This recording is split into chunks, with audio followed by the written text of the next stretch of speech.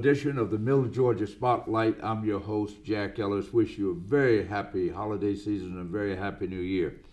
We'd like to thank our sponsors for the Macon Georgia Spotlight, Caduceus Medicine, Low Key Chiropractic, and J. Franklin Automotives. In the spotlight this week is retired Air Force Colonel William Saunders. I should say Dr. William Saunders, because he has a PhD now. He was a pilot in the Air Force for many, many years at Roberts Air Force Base, and served as the Chief Administrative Officer for the city of Macon before he decided to retire and go off and make a lot of money. So we'd like to welcome you to our program, Doc. Well, thank you, Mr. Mayor. And it's an honor to greet you as Dr. Saunders. I didn't realize you had already had your doctorate. I know you were studying for it. I didn't know you had it. Well, I'd like to consider myself a living, breathing example of what it means to unstuck yourself, to keep it moving. Yeah. I'm very fortunate to have had two colonels. Last week I had, and matter of fact, went to your university. Absolutely. I say your university, right. His university the too. Floyd Griffin. Yes. Went to Tuskegee, and both of you would wind up in cockpits later on. He in the helicopter in Vietnam, and you in a KC-135. There you go. In the Air Force. So that's quite an accomplishment in and of itself. And you all both would wind up in Macon, Georgia. You're not from here, he's from here. So, but let's talk a little bit about your military and how did it prepare you for what you're doing now, because you are lecturing, you're a motivational speaker, you're a trainer, you are you're all over the place. I see you all over the place. Military poster, I see you selling books, talking to people. So how did the military uniquely prepare you, or was it before the military, your family and whatever, but was it at Tuskegee? How did it uniquely prepare you for what you're doing today? Well, I would have to take some issue that has started before then. And I got to go back to my mother, Miss Sarah Lee Gladden Saunders, who taught me how to, to persevere, to stick with it. If you want something, to go after it, and that the only way that you will fail is to quit. So it started before then. And then my father, Bill Saunders, for which I'm named. I'm Bill Saunders Jr., he's Bill Saunders. I can write his check, he can write mine, and all those things. But my daddy had the only black radio station in Charleston, South Carolina for over 25 years. The WPAL, where people always listen, AM 73 on your dial. And my father also ran for state senator in 1980. So the idea that I could see somebody do these things from whence he came, drove me to want to be better, to want to do better. And I actually ended up in the military just by accident. By accident, believe it or not, I went to And you stayed how many years by accident? And stayed 32 years. Some accident. That's right. Stayed 32 years and all that. But I went to Tuskegee Institute at the time frame in 1972, and now Tuskegee University. But I joined the ROTC program at Tuskegee because it was a substitute for PE. A substitute for physical education. And I was challenged by then Captain Bill Little and some folks to say, to join the drill team, and said and I laughed at the drill team, and the guy says, well, if you think you can do better, why don't you join? So I joined, and I took the job, and everything ended up being the senior commander at the Tuskegee ROTC, Det 015 at Tuskegee Institute, and all that, and ended up with a pilot scholarship. A 3.5-year pilot scholarship my freshman year, the second semester of my freshman year. And that is the first time I ever thought about flying airplanes. The only airplane I saw in my life was a crop duster, working in the field. And in my time frame, it was working in the man's field. Right. You saw crop dusters that they just blowing that pesticide all over you and everything else. And I was qualified by passing this Air Force Officer Qualifying Examination, the FOQT, which I never knew anything about at all. Scored real high on it and qualified to be a pilot in the United States Air Force. And I said, say what? So you were prepared from your parents. You were prepared for what would come your way. From my parents, from my church. Your community. From the community, from Reverend James Gladden, my granddaddy, who read the newspaper every day. Every day. And I think one of the only people that had a high school diploma back in 1898, 1900, somewhere in that vicinity. But he read every day and taught me the power of reading. Yeah. Speaking of reading, you've published 2 books. since you have left government. And one is called, we got both of them here. One is called, Are You Stuck in Traffic? That's the first one, Are You Stuck in Traffic? And this one is, Are You Stuck in Traffic? Part Second two. edition. Second edition. Tell us about how do you get stuck in traffic and how do you get out of traffic? Not gridlock, but when you're stuck in traffic, are you in gridlock? Because there's different gridlock and just stuck in traffic too. How do you get, number one, how do you get stuck in traffic and how do you get out of traffic? Well, you know, the stuck in traffic, are you stuck in traffic is a metaphor. Yeah, no, it is a metaphor for the traffic jams of life. And I will tell you that if your mind is stuck, you're stuck. See, if you think that black is ugly, you stuck. If you think that you are ugly, you are. Think that you can't. If you think that you can't, you are. If I thought that I could not fly an airplane, if I went in with the attitude that I could not fly an airplane, I would never be able to fly an airplane. If you don't think that you can write a book, Mr. Mayor, if you don't think that you could be the mayor of the first mayor for the city of Macon, Georgia, if you thought that, that would never have happened. And that is a traffic jam in and of itself. And most of us are stuck in traffic because of our mindset. See, I said that my journey started when I was a child, right, to believe that I could achieve. Because if you don't believe because of the reinforcement of your parents. So, absolutely, the community. So you're saying, so we have a lot of young people now that's flailing around, they're trying to figure their way in life. So you're saying it's not too late. What if they didn't get that type of, that wasn't inculcated in them early on like it was you? Is it too late when they are young men, young women, to get out of traffic, quote unquote, get out of the traffic that they're stuck in? You will note this, that it's never too late. It is never too late at all. The young lady, I met a young lady at Huntsville, Alabama doing a book signing tour. She was 83 years old. She was 83 years old and she had just finished her PhD. If you look at Colonel Saunders, my nemesis, Colonel Saunders, the chicken man. Colonel Saunders was 67 years old when he started KFC. And everybody thought he was crazy. Because at that time, from 62, you didn't live past 60 or 62 years of age. So he was starting a franchise. Most people getting that Social Security, going home Social Security, at 62. And everything else. So it is never too late. What we're supposed to do as shepherds, Mr. Mayor, because I consider you to be a shepherd, because they're shepherds, sheep, and wolves. And the majority of people are sheep, that they're followers. And so for our young leaders today, or our young men and women that are on a political journey or on a journey to be successful, our job is to shepherd those young folks. Because what's missing a lot today is the leadership to facilitate, educate, motivate, and cultivate these young folks to want to do it. And that's why I go to elementary schools, that's why I go to middle schools and high schools, to cultivate the mindset that they can see the traffic before it occurs. Because the question that I ask is, why didn't you anticipate the traffic? Why didn't you leave early? Why didn't you go a different route? And if you can do those things with a 5-year-old, with a 6-year-old, because most folks understand the metaphor, they know what it means to be stuck. Because when you're stuck, you're not moving. So what you're saying, basically, there's a program now that's being published in schools asking young people to see the leader in them, that there's a leader in all of us. We have to identify it and get it out. So my question to you would be, how does leadership, and I asked Floyd Griffin this question last week, because how does leadership differ, military leadership versus civilian leadership, if there's any difference, or if it's there with a twist or whatever? I think the last thing you said is it's there with a twist. It is there with a twist, because in the military, folks, everybody's on the same team. We're pretty much on the same team. Now, the climate today has kind of changed that a little bit, but when I was coming up, you respected leadership. You don't have to like me, but you will respect the position of colonel. You will respect the position of sergeant major. We would say you ain't gotta like me, but you will respect the position of the office. In our case, the position of the office of the President of the United States of America. We are taught to respect that position. And in the civilian world, they don't have to.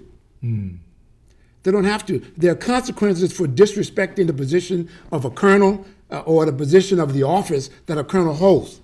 in the United States military. In civilian society, that is not the case. There's no penalty for disrespecting the CEO of a company. There's no insubordination, no uniform code of military justice. There's no uniform code of military justice. There's no jail time. There's no jail time, and you can't just quit in the military. In the civilian society, we can quit. We can give a 2-week notice, a 3-week notice, or no notice. Yeah. We can just quit, or you can just be fired, and all these things. So there's a difference there. In the civilian society, you have to really, really lead and get people to want to do. But then that comes down on, we look to the military for leaders because we say, if you want someone to do it and do it right, find yourself a military person, a leadership. But you were saying that, but because of the style of the technique of military leadership, it may or may not be applicable in the civilian world. In some cases. In some cases. I will always say that if you still want something done, you hire a military person. Okay. Hire a vet. Hire a vet if you want something done, and he's going to do it today. He's not going to take a year to do it. He's going to do it today. He's going to strategize. He's going to plan it out. Not going to look for excuses. He's not going to look for any kinds of excuses at all, and all these good things. And the thing about it is that person can also provide that leadership to others, which means that a lot of times people just want discipline. Literally, it could be as simple as discipline. Just get in there on time. Coming to work on time. First of all, Bill Saunders is going to get it done. Yeah, he's going to get it done. Yeah. Now, when you teach and you speak and you lecture at the universities, colleges, high school, like you said, you go to all of them, elementary school.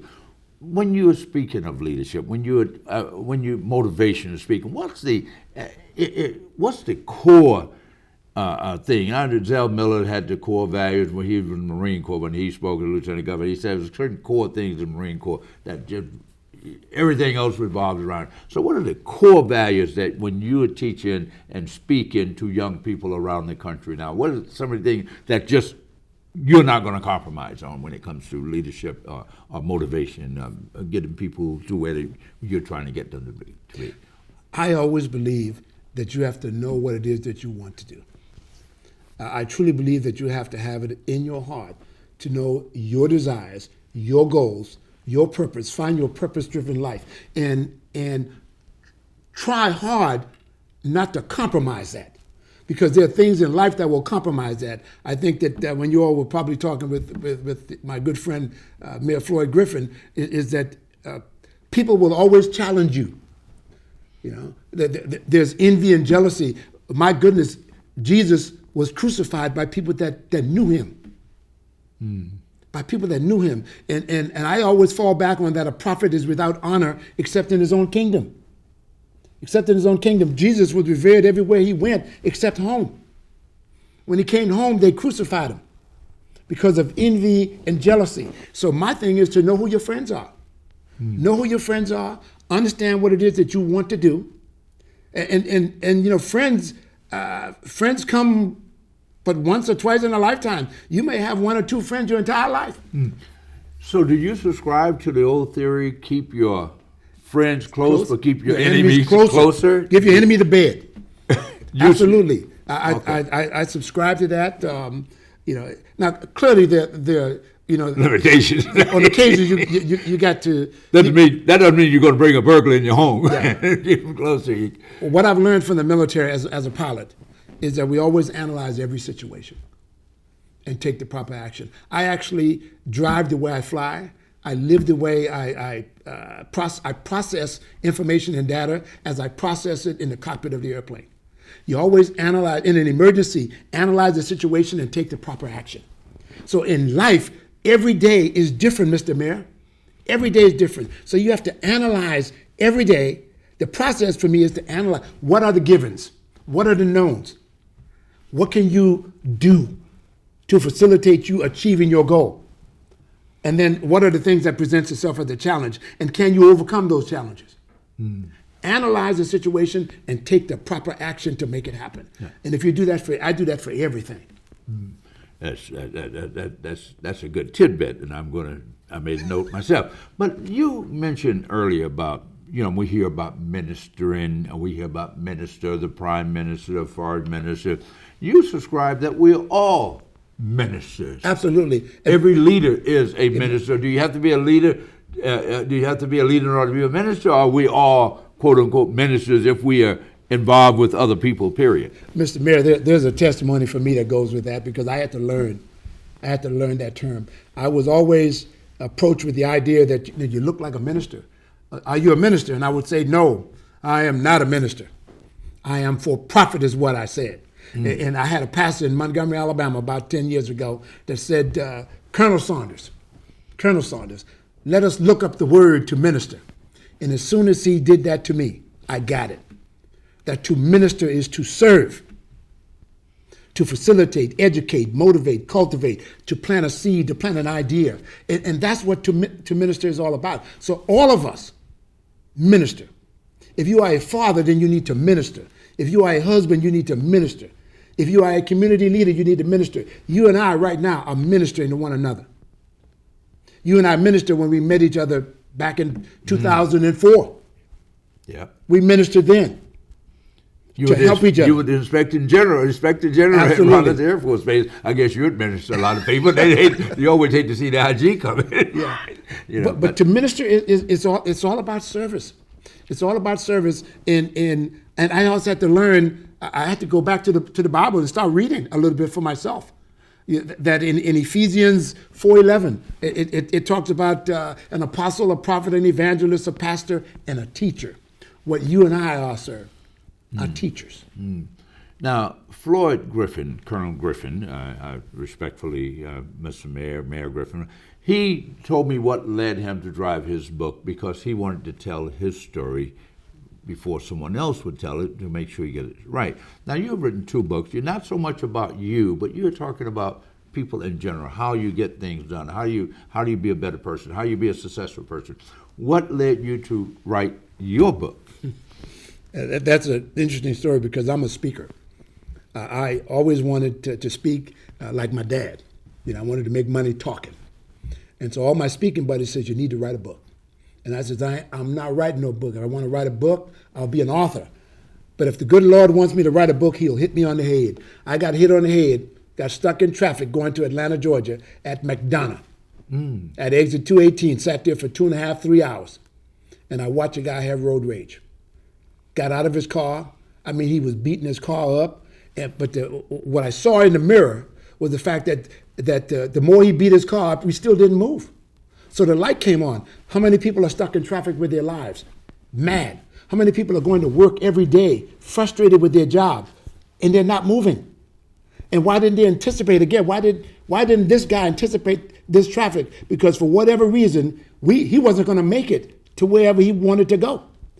Now, for me, I was stuck in traffic, but I wasn't going anywhere. I was just going to a late lunch or an early dinner. So I was not pressured at all. So if you got to be somewhere in a hurry, then you need to think about that. And so that's the impetus for the book came from the fact that I watched a guy have road rage, and that he did not anticipate the traffic. And I was doing a talk show right here in Macon, Georgia, the Herbert Denard Show. I was doing a talk show, and I changed my subject from what it was to have you ever been stuck in traffic? And the question now is, how do you unstuck yourself? How do you prepare yourself to not be stuck? To anticipate it's like going to war. Know your enemy. Know yourself. And so the impetus of the book came from that. And the first book, the original book, was done with Colonel Saunders. The second book is done as Dr. Saunders, because I also wanted to show people that I continue to keep it moving. Yeah, and we want to talk about that because Dr. Saunders is a PhD. Absolutely. And Dr. Saunders had already had all of these successes, 32 years in the military, full colonel from the Air Force, retired from the city of Macon, chief administrative officer, reached all kind of heights, been all around the world. Why did you feel the need to get a doctorate degree at this stage in life? Well, I've always wanted to be that, but sometimes you're not ready until you know you're ready. And I think I may have said earlier that I met this young lady that was 83 years old.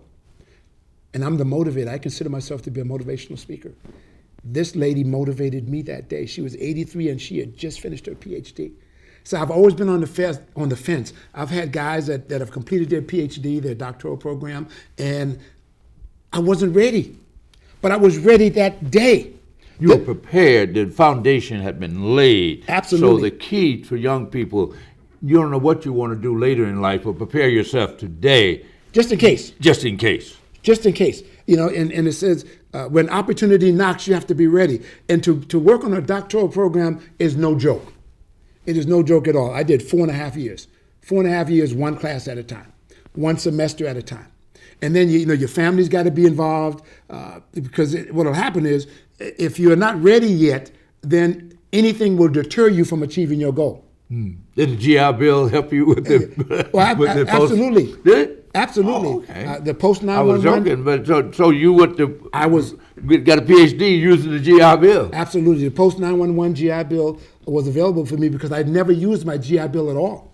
I'd never used it. I retired in 2004, so I qualified for the post 911 GI Bill, but I didn't know it at the time until some crusty master sergeant told me that, Colonel Saunders, you qualified for the 911 post 911 GI Bill. And I said, say what? And so that also financially allowed me to pursue the PhD. Which is a tremendous benefit. Absolutely. Now, young people, we hear so much about the millennial generation that they are not connected. Well, they are connected, but they're just connected with one another through machines and devices, that they don't have this interaction that you are talking about, that you speaking to people. They're not necessarily listening. They're looking at tablets and phones. How do you get through to them with this message, this very powerful message, I might add, that you have? By using their tools. See, I don't put them down for the way they communicate. So what happens is the first thing that we do as grown folks, and I think you may have talked about 10, is that we talk about the way it was. I talk to young folks about the way that it is. And the way that it is that they're communicating that way, and that is not changing, Mr. Mayor. The way they communicate is not changing. So I am going to communicate with them the way that they communicate with each other. So if any change has got to be made, we have got to change. We got to make the change. Because in 10, 15, 20 years, these young men and women are going to be the leaders of this country. 20 years from now, 30 years from now, one of these young men and women are going to be the president of this country. And they're communicating the way that they're communicating now. So we have to learn how to stop talking about the kid with the baggy pants or the fact that they got a headset on and everything else. And we have to get in there and change the way we think. Because as soon as you say the way it was, you've turned them off. What I have to do is get in there so that they will listen to me. And then once they listen to me, then I can talk to them. So change your approach. But in order to get them to listen to you, you must first listen to them?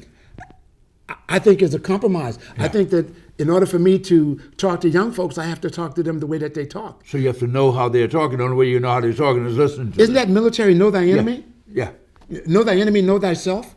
And basic military leadership. Know your men and look out for their welfare. Absolutely. You got to listen to know them. So you have to know the young folks. Just not talk about the young folks. Know how they think. Know what they're thinking.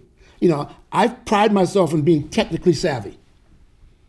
How to use a computer, how to use a cell phone, how to do this or that. Building my own apps. Your apps for your phone, so that you can communicate with your folks. These books right now, a lot of these young men and women may not read the book, but they'll read it on their phone. So what do I have to do? I have to put my book so that they can read it on the tablet that they're using. To download it, if you will. To download it, absolutely.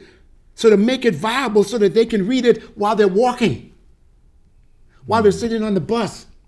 When I've got to ask you this question, Colonel. As an African American, you talked about your dad owning a radio station, your mom who taught you to read and ensured that you read and that.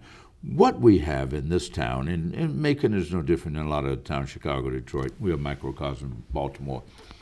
We see young African American men, far too many, not taking advantage of opportunities, as you said, we don't care about the pants coming down. I care about not what they have on their head, what they have in their heads. That's what I care about.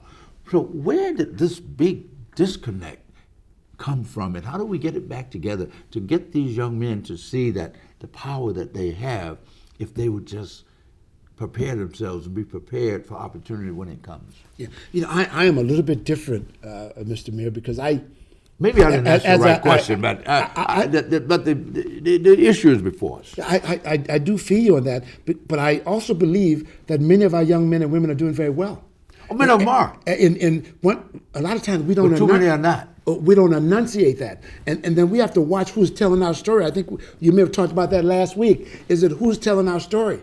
The metadata, the statistics on who's graduating from high school and who's going to college. When you look at Morehouse and Tuskegee, they are full. Yeah. Sir, they are full, and nobody's talking about that. All we're talking about is the ones that's in prison. We're talking about the ones in prison. The ones that dropped out, that didn't make it. The 10, 15, 20% of us that didn't make it here in Middle Georgia or in inner cities. Not that inner cities are all bad, because a lot of folks have come and done well from inner cities. And they're coming back to the inner city now. Absolutely. We call it gentrification. People coming back. Absolutely. But programs like this, and using Facebook and Twitter and the different mechanisms, social media, to allow them to see you and I talking. Because what we're having right now is a conversation. Yeah. A conversation, and all we need is one. Just one. All we got to touch is one of that 12 or 15% that might not be doing well, to say, you know what, that he looks just like me. He looks just like me. And they're not talking bad about me. Yeah.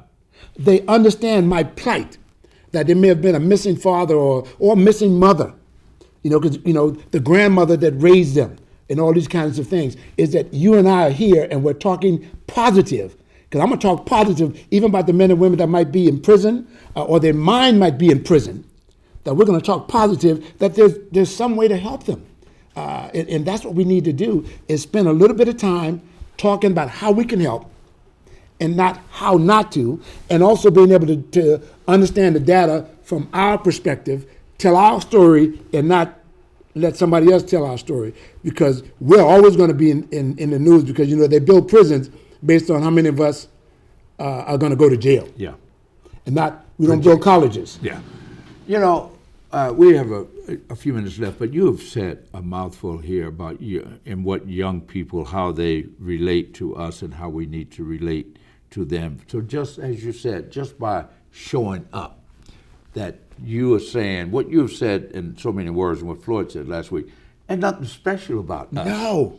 But we just took advantage. We read, we studied, we were studious. We had an idea. We had some place where we knew we wanted to go, and you can come too. Yes. And that is not just reserved for Bill Saunders of the world. Yeah, and there are a lot of us that are doing that. There are a lot of young men and women that are doing that. I am so proud of the young men and women that I see today that are doing very well. All we got to do is stand up for them, Mr. Mayor.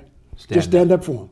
Well, thank you. Thank you so much, and I appreciate what you're doing. I appreciate you coming here. I wanted to share with this community the kind of men and such as you and Colonel Griffin and what you all bring to the table. And you are that positive role model that we see and young people can not only aspire to emulate, but we hope they will emulate you and Colonel Griffin, so that they know that there are no limitations. All they got to do is jump out there. That's right.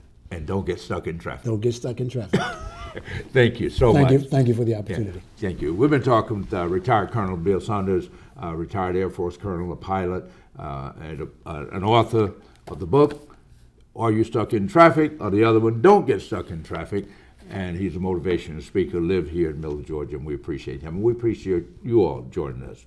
Happy holidays to each and every one of you. Merry Christmas, Happy New Year. Until next week, or until next year. In my case, I'm Jack Ellis. Goodbye.